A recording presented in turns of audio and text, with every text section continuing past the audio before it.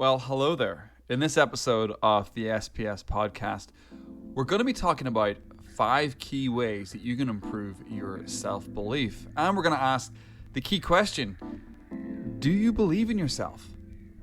Let the credits roll. Welcome to the SPS podcast, the Self-Performance Strategies podcast. Unlocking the secrets to success and the secrets to performance so you can improve yourself mentally, emotionally, and physically. The SPS podcast is brought to you by the Pro Accelerator program, specifically designed to help business owners and business leaders save at least 10 hours a week while improving their freedoms of time, money, and purpose. If you're interested in finding out more about the Pro Accelerator program, check the show notes or head on over to stephentimoney.com. Let's get into the episode. Welcome. Hello. We are in the 29th episode of the SPS podcast, of the Self-Performance Strategies podcast. And in this episode, we're going to be asking, do you believe in yourself? And also providing you with 5 effective strategies that you can use to improve your self-belief. So we're going to jump into that. We're going to have some fun. We're going to talk about believing in ourselves. But I wanted to start with a quote from Ray Dalio, and coming at this sort of idea of believing yourself in a slightly different way, because I really believe if you are to look back into your past 6 months ago, a year ago, 2 months, 2 years ago, 5 years ago, 10 years ago, keep adding up till you were born. I really think that you can see that you have dramatically changed. I think everybody listening to this has had a 10x change quantitatively in their life and qualitatively. And what do I mean by that? Well, if you're young and in your 20s listening to this, there was a time when you didn't even get paid for a job, and now you're working, getting paid. If you're in your 30s or 40s listening to this, there was a time when you were getting paid not a lot of money, and now you might be earning high 5 figures, 6 figures, 7 figures, beyond. I don't think there's billionaires listening to this, but if there is, hi. But what I'm saying there, quantitatively, you've made massive leaps forward from a certain point monetarily wise in your life. And that's just one example. And qualitatively, I mean, you've made massive leaps forward. If you're into a little bit of personal development, if you're into journaling, reading, if you've got a degree, if you've got a really good job, if you've done anything that takes a challenge, you have developed yourself and you have 10x'd yourself from the person, quality-wise, that you were before you started that challenge. So everybody has got something to celebrate in their life. Absolutely everybody has. And this quote from Ray Dalio comes at this idea from a slightly cheeky and funny angle.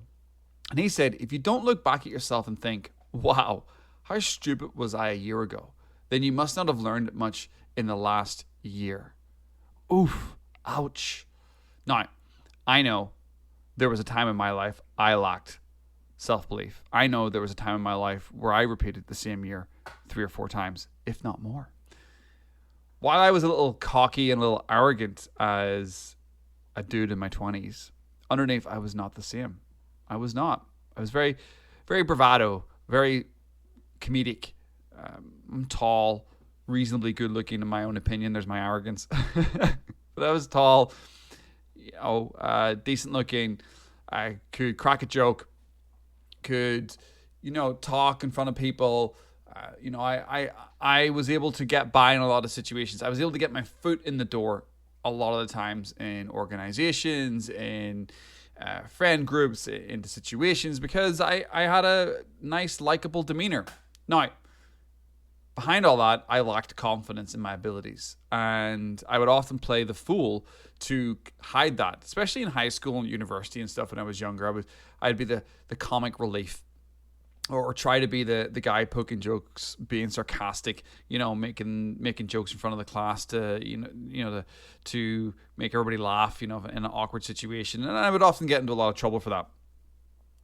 Or I would look to fun and parties to ease the pain of not having the confidence or clarity to chase my dreams. So in my 20s, I was not chasing after any kind of purpose. So I went out and had fun. I went out and fun was my purpose. Like being out around the bars, hanging out with people, having a good time. That was my purpose. That's what I did. But underneath it all, I felt a lack of belief. wasn't really moving towards my goals. And I've talked about this before in a few podcasts, so I'm not going to get too deeply into it. But the lack of self-belief would come out during pressure situations, and this is what I want to focus on. In my 20s, I avoided building belief in myself. I avoided going after my purpose. And then I would end up blowing up in key moments. I would self-sabotage myself. On several occasions when I went for interviews for better roles in organizations or getting promoted, and a few of these really sting, especially one where a job I was going to move to a different city, and I got through to the final round of interviews, and I was told before going into the interview, you've got this job, just show up. And I cracked a whole bunch of jokes in that interview and I didn't get the job. Oh my God, just like, why did I self-sabotage myself like that? And I would have been able to move to a new city, which I wanted to do at the time.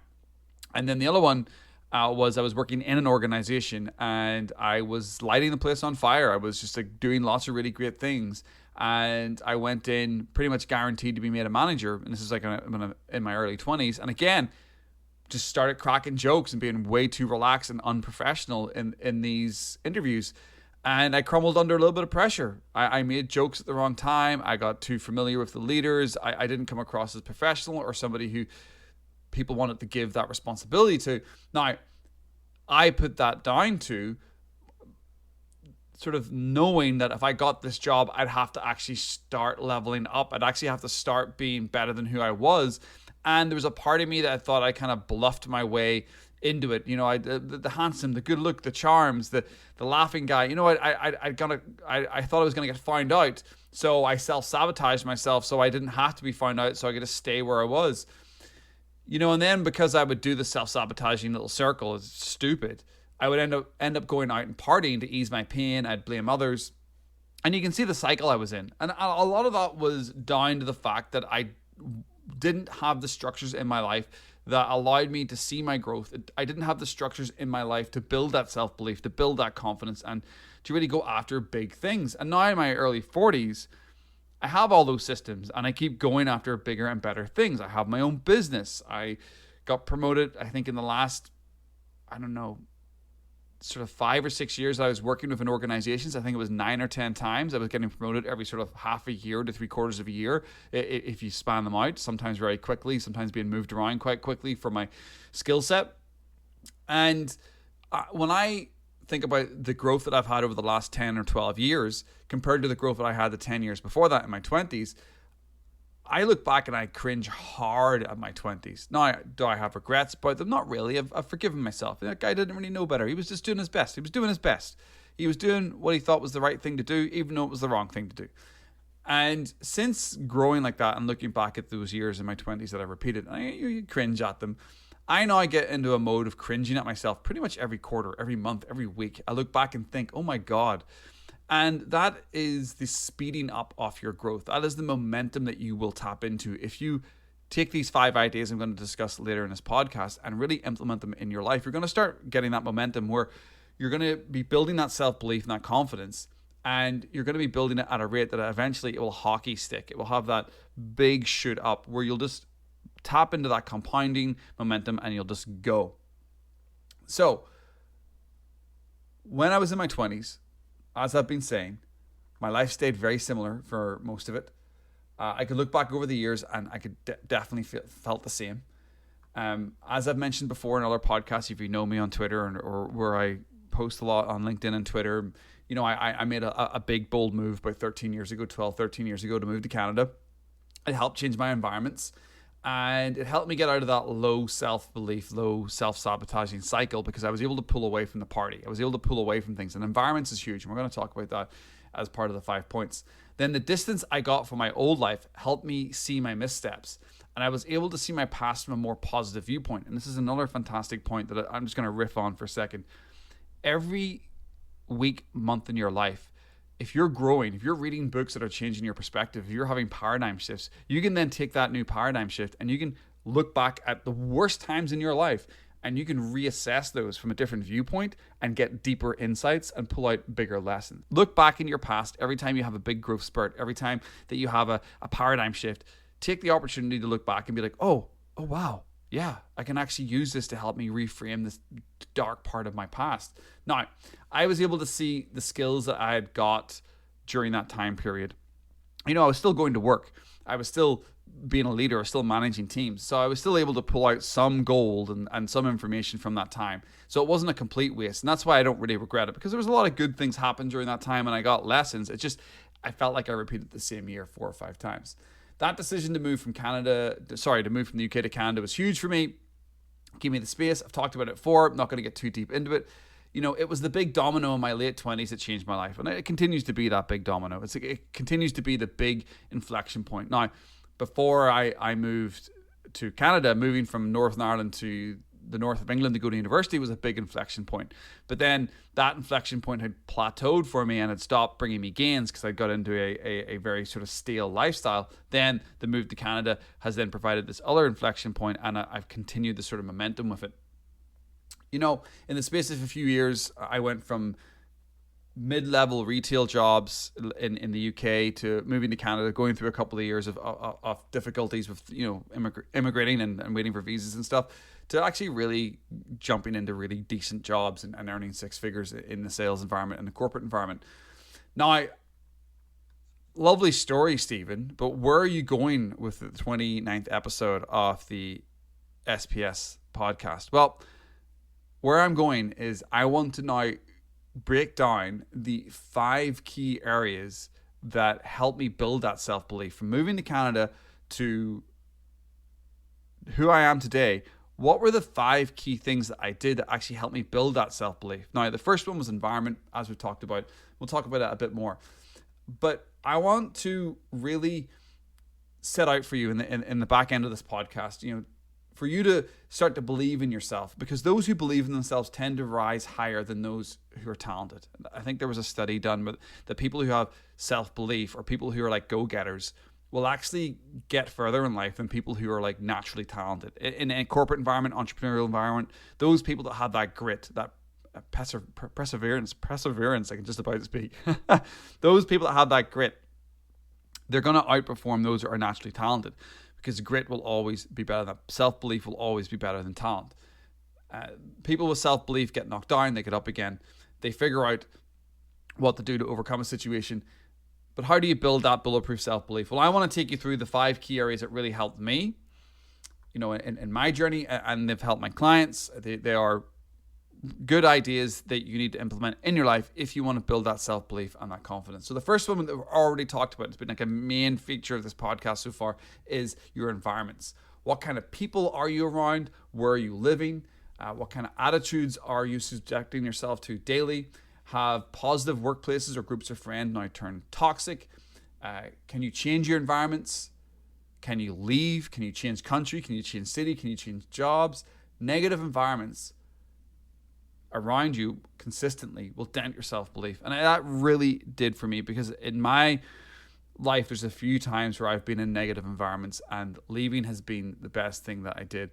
Now, when I lived in the UK and I was partying, that was a negative environment that I should have left many years before I did.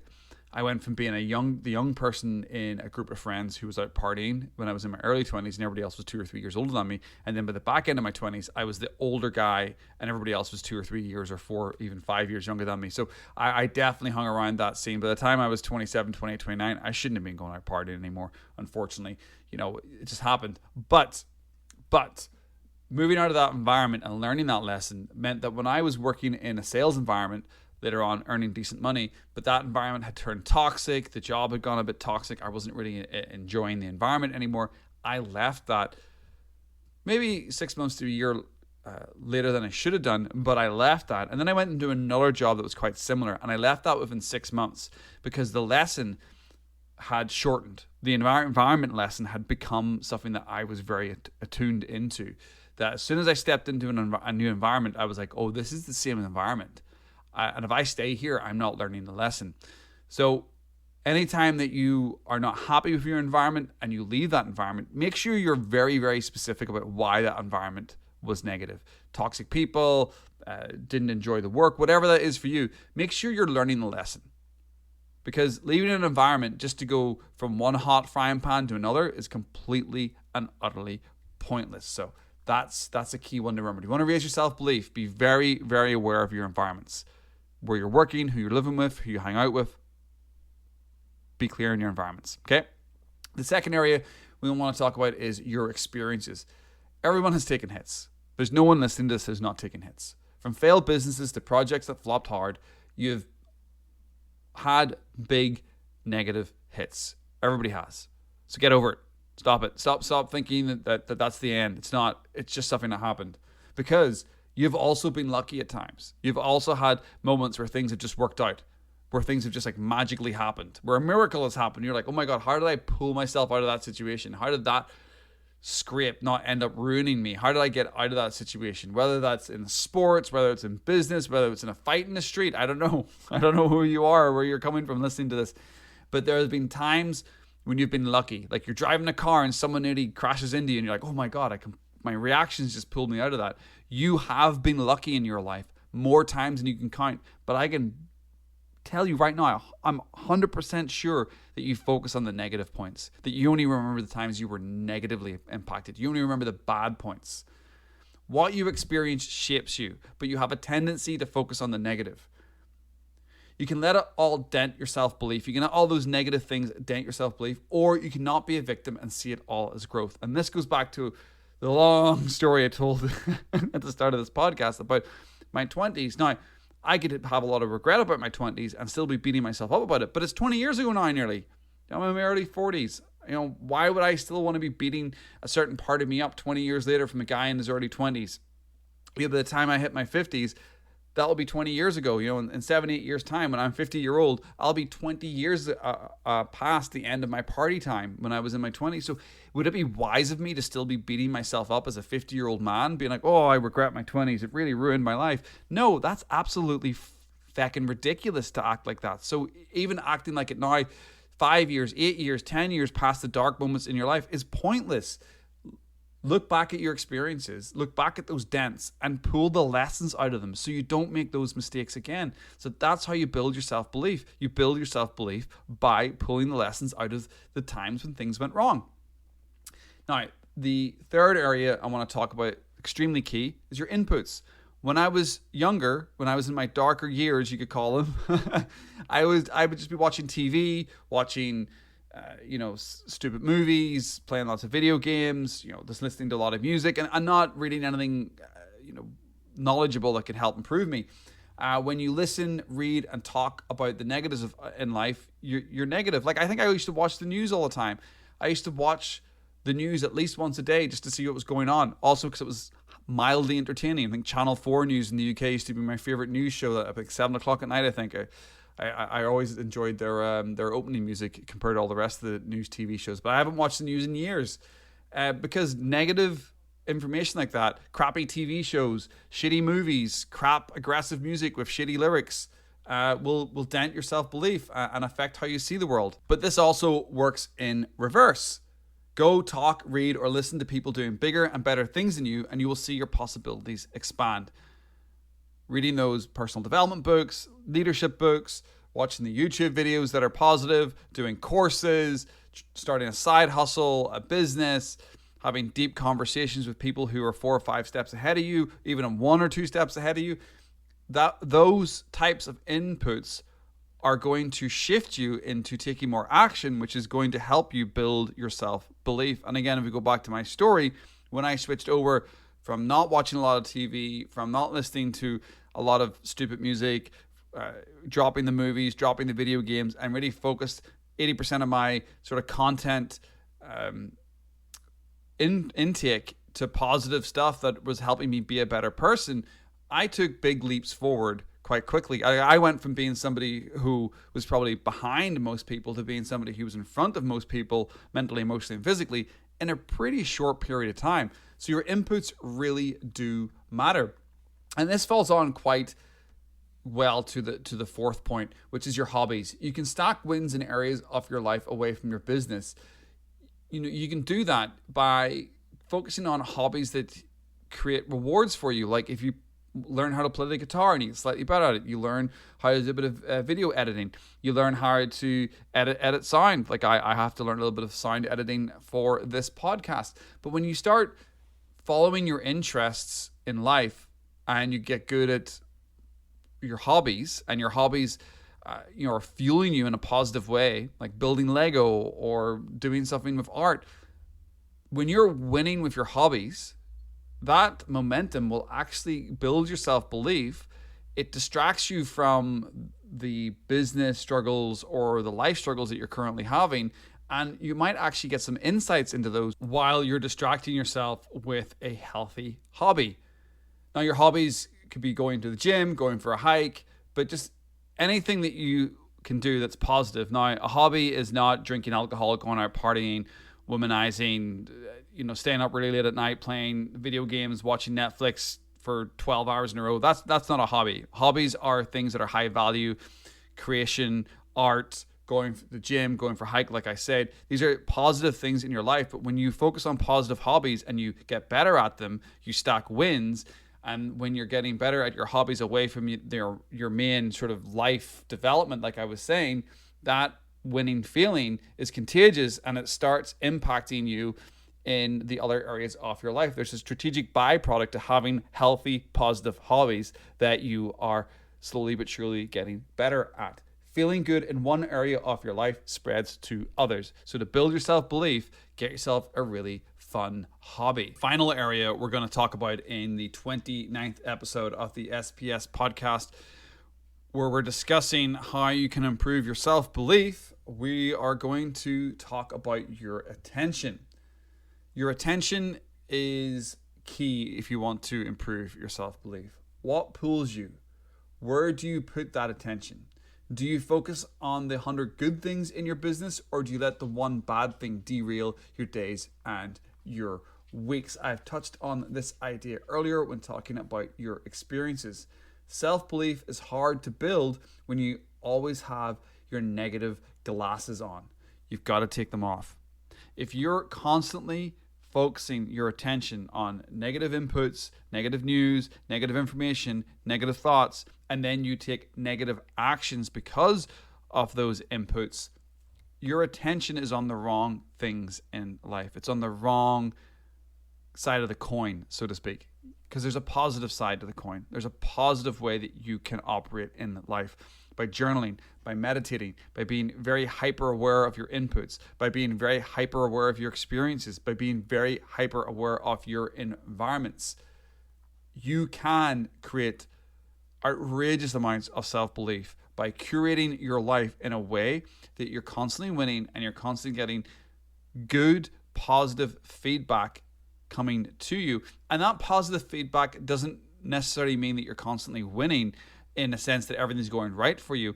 You could still be failing, but because you're looking for the learning and you're looking for ways to improve, that failure doesn't really come to you as a failure. It comes to you as an opportunity to grow. And that's what you've got to have your attention on. And that's what we mean about having positive attention. Because if you're pulled to the negative side of every situation, you're going to keep yourself in a negative situation. We go back to what I was talking about earlier on in the podcast in my 20s. Everything I was doing was negative, and then I was doing negative actions because negative things happened to me, and then I was doing more negative things, and it's just a spiral. But if you flip that around and you do positive actions when something negative happens to you, then you take positive actions after that, and you keep taking positive actions. Anytime anything new negative happens to you, you're in a cycle of looking for the positives, looking for the learning, and looking for the opportunity to grow. And that is where I want you to flip your mind, flip that switch, flip that coin over, flip it into the positive side, and that will allow you to build that self-belief. But this is just the tip of the iceberg. These are just 5 little areas that I personally have journaled about, thought about in my own life that have helped me build better self-belief. There's so much more to self-belief than these 5 points, but I hope that my little personal story, I hope that these 5 points made sense to you, and I hope that as a business owner, as somebody trying to get better in their personal development journey, somebody trying to actualize, you can actually see, okay, how can I use these 5 points that Stephen just discussed in my business, in my life to get better? And let me know if you are listening to this podcast and you are, thinking about trying to build that self-belief so you can take on bigger and better things. Let me know what you think of these 5 points. Where can you make quick shifts to build your self-belief? You need it if you want to build a successful business. So hit me up on my socials at Steve Timoney on Twitter. That's where I mostly hang out. That's STEVEN SteveTimoney at Steve Timoney on Twitter. And then if you want to hit me up on LinkedIn, I go by my full name, which is Stephen Timoney. It's StephenTimoney, and I am on LinkedIn. I have the same profile picture on LinkedIn as I do on Twitter, so you'll recognize the beard. And then you want to slide on over to my website. That's StephenTimoney.com. That's StephenTimoney.com. Let me know what you think of the podcast. Let me know what you think of the 29th episode of the SPS podcast, and we will speak to each other in the next episode. Make it a good one.